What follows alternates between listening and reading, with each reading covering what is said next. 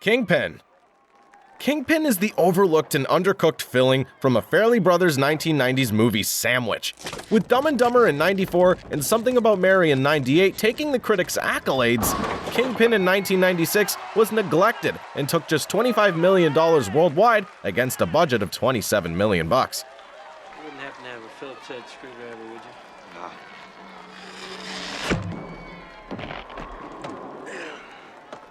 Never mind. It wasn't until its release on home video 8 months later the film started earning its much-deserved plaudits. And with internet forums 8 years after that, the film became a cult comedy classic.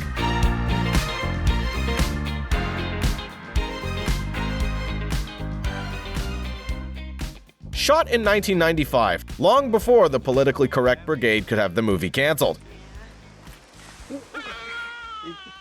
The movie follows a down-and-out alcoholic, one-handed, ex-championship bowler Roy Munson, played to perfection by Woody Harrelson.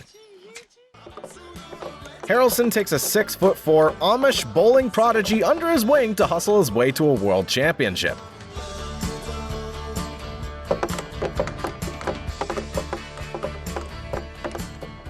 Whilst all the while locking horns with his old adversary, Ernie McCracken, played by an impeccable Bill Murray. Keep 'em coming, sweets. I got a long drive. Do me a favor, will you? Would you mind washing off that perfume before you come back to our table?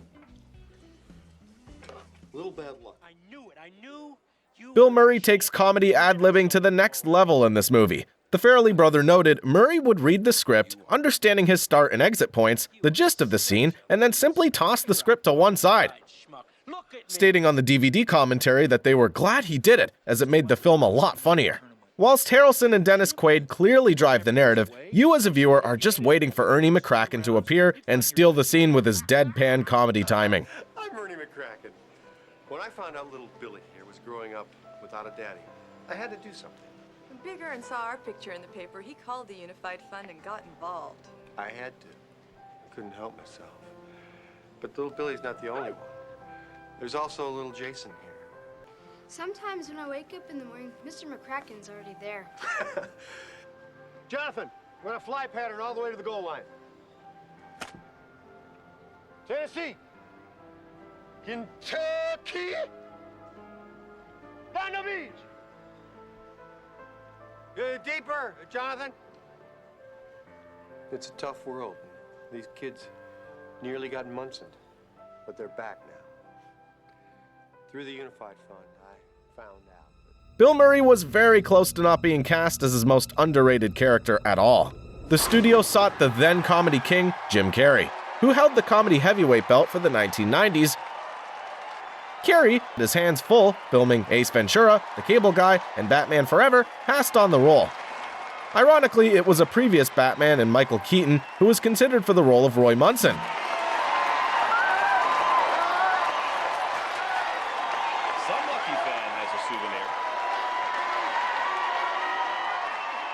Lin Shaye did not have the luxury of not having to read for her castings, and thus turned up for her casting call fully dressed as then a homeless landlady. There's got to be some way I can work this off, some way I can make it up to you.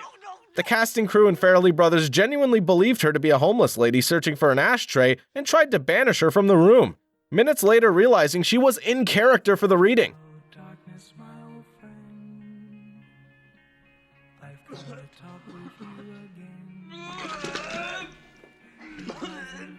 Oh, stop it, you. It wasn't that bad. They couldn't see past her performance, and she was hired for the role. What is it about good sex that makes me have to crap? Guess it's all that pumping. Pump and dump. You really jarred something loose, Tiger.